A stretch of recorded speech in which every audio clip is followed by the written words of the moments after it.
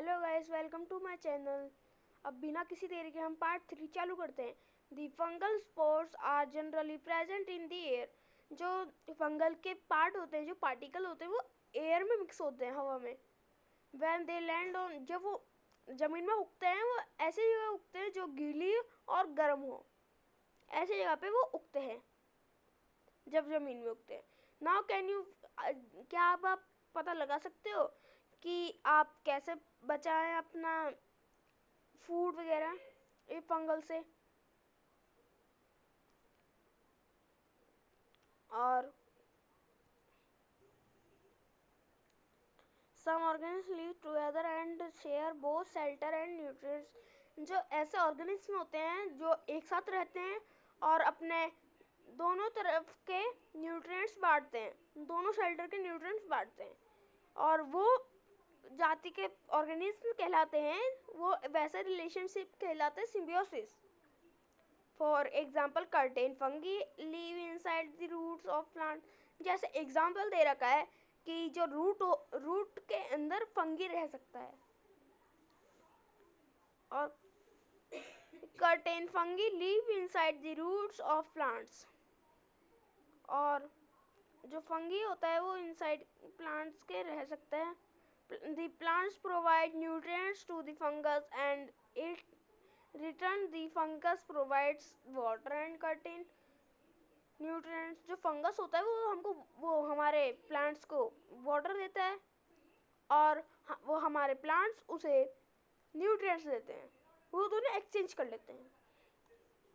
और अब बढ़ते हैं आगे। दिन ऑर्गेनिज्म कॉल्ड लिचेंस। ऐसे ऑर्गेनिज्म कहलाते हैं लिचेंस। दी क्लोरोफिल कंटेन पार्टनर, जो कि क्लोरोफिल कंटेन करते हैं उसके पार्टनर से।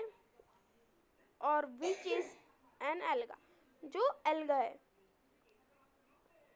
एंड फंगस लीव टुगेदर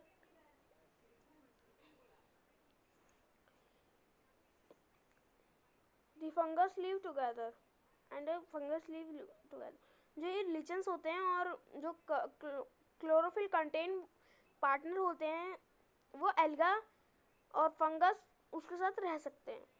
और फंगस प्रोवाइड शेल्टर। जो फंगस होता है वो शेल्टर प्रोवाइड करता है और वाटर प्रोवाइड करता है और बहुत सारे मिनरल्स टू एल्गा को प्रोवाइड करता है। And in return the alga prepares and provides food to the fungus. उसके बदले एल्गा उसको फूड और फंगस को फूड देता है।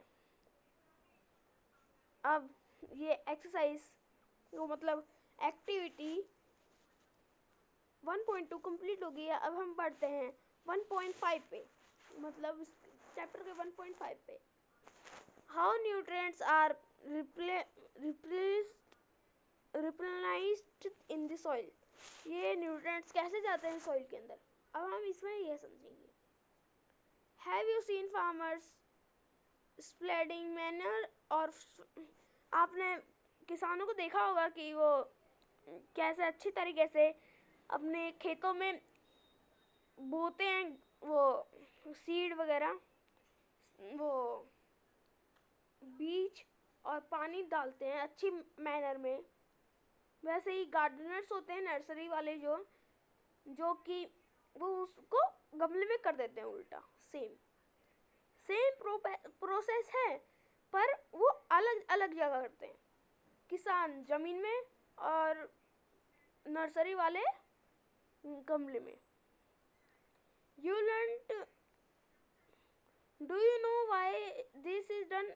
आपको पता है क्यों ये होता है? You learn that plants absorb minerals and nutrients from the soil. क्या आपने ये सुना है कि, क्या आपने पढ़ा है ये कि जो मिनरल्स, वो जो प्लांट्स होता है वो मिनरल्स और न्यूट्रिएंट्स मिट्टी से लेता है। So their amounts in the soil keep on declining. जो आपने पढ़ा होगा ये सही है और डिक्लेनिंग करता है उसको। Fertilisers and manures contain nutrients such as nitrogen। जो ये होते हैं ये होता है जो सॉइल, उसमें ये वो मिनरल्स वगैरह मिलकर गैस बना देते हैं, उसका नाम होता है नाइट्रोजन, जो कि वो बहुत ज़्यादा हेल्प करता है प्लांट्स को, जैसे इंसेक्टिवर्स प्लांट ऐसे ऐसे, ठीक है। और ये हमारी भी हेल्प करता है ग्रोथ में।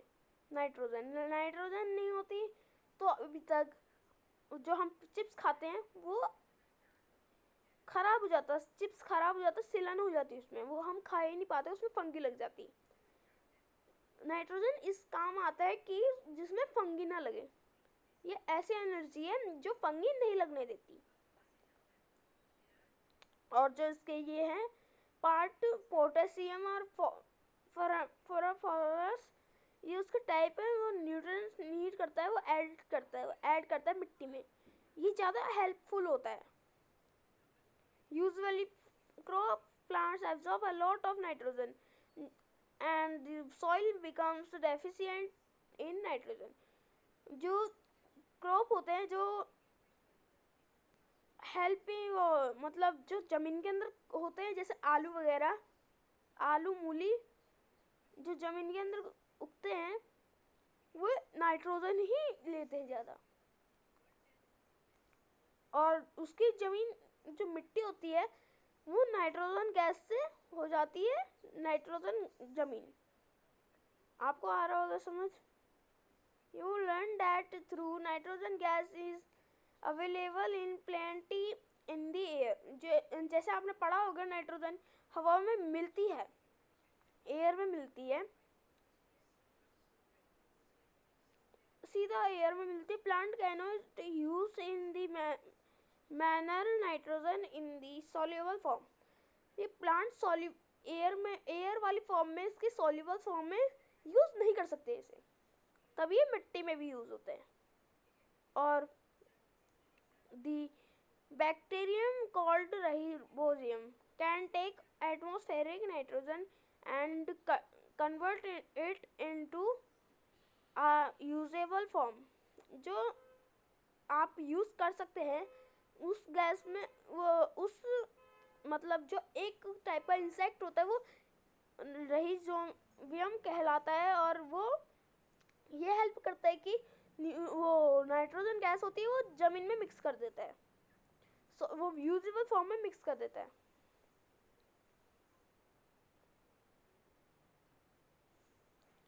But ribosome can not make its own food. जो राइबोसोम होता है वो खुद से कुछ फूड नहीं बना सकता, बस उसकी ये problem. So it often lives in the roots of gram, peas, मूंग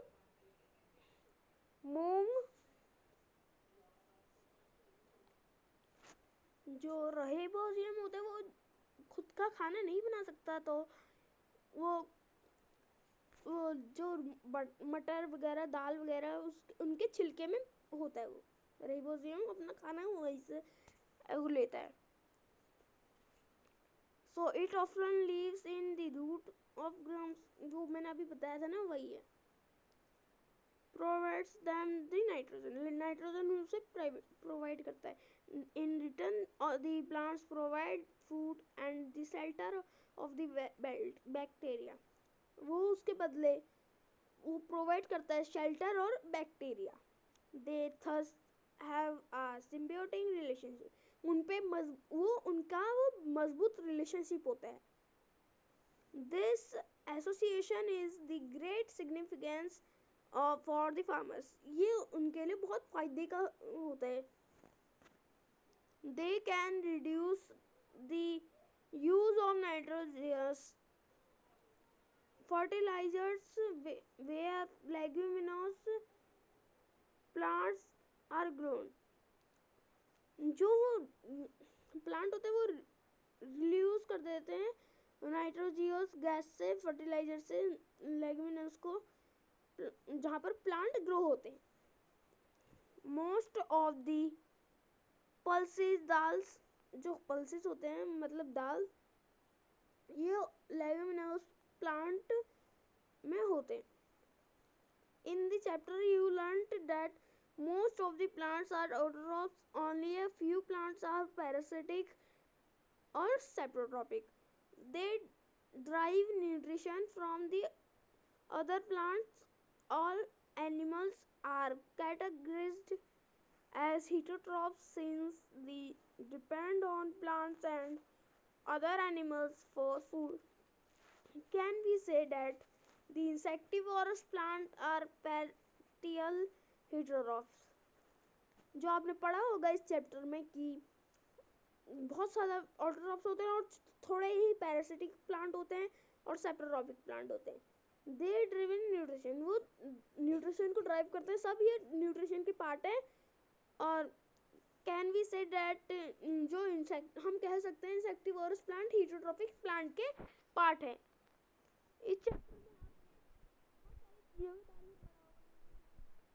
इस ऐसी चीज़ है।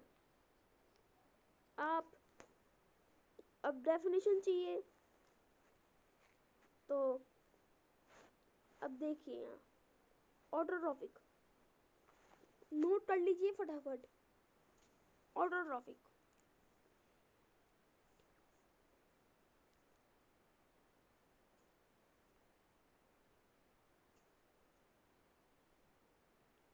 ऑटोट्रॉफिक की डेफिनेशन है the mode of nutrition in which organisms make food themselves from simple substances is called autotrophic। जो आपने पढ़ा होगा इस चैप्टर में, जो मैंने समझाया है वही है ऐसे।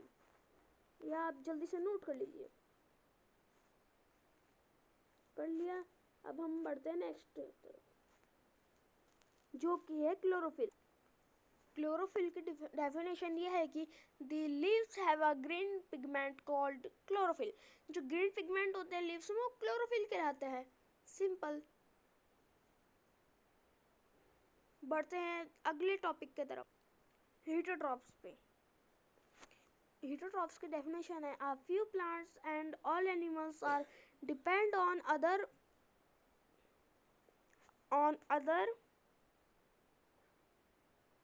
for their nutrition and are called heterotrophs। वो डेफिनेशन में मार्क लगा रहा हूँ, आप अच्छे से नोट कर लीजिए। नोट कर लिया? अब अगले की तरफ बढ़ते हैं, जो कि है होस्ट। होस्ट की डेफिनेशन है कि the plant on which it climbs is called the host। Note कर लिया? अब हम बढ़ते हैं अगले पे, जो कि है इंसेक्टिवोरस। इंसेक्टिवोरस प्लांट की डेफिनेशन है the insect is digested by the digestive juice is secretly in the pitcher and its nutrients are absorbed. Such insect eating plant are called insectivorous plant। लिख लिया तो हम अगले की तरफ बढ़ते हैं। और न्यूट्रिएंट की डेफिनेशन है that carbohydrate, protein, fat, vitamins and minerals are components of food. This components of food are called nutrients. ये थी न्यूट्रिएंट्स की डेफिनेशन। अब हम बढ़ते हैं नेक्स्ट पे। न्यूट्रिशन की डेफिनेशन है the mode of nutrition in which organism make food themselves from simple substance are called autotroph। की मैंने वापस से बनानी पड़ेगी। न्यूट्रिशन की डेफिनेशन है the nutrition enable living organisms to build their bodies, to grow, to repair damaged part of their bodies and provide the energy to carry out life process is called nutrition। ये nutrition की correct definition है। और जो अभी मैंने आपको ये जो मोड ऑफ न्यूट्रिशन बताया था, अभी ये न्यूट्रिशन वाला पहले, तो मेरे से गलती से निकल गया, तो उसको ज़्यादा मत लेना दिल पे। मेरे को मुझे लगता है कि आपको वीडियो अच्छे से समझ में आई होगी और डिफेंस अच्छे से होगी। तो वीडियो पसंद आई हो तो लाइक, सब्सक्राइब एंड शेयर और कमेंट करिएगा। Bye bye.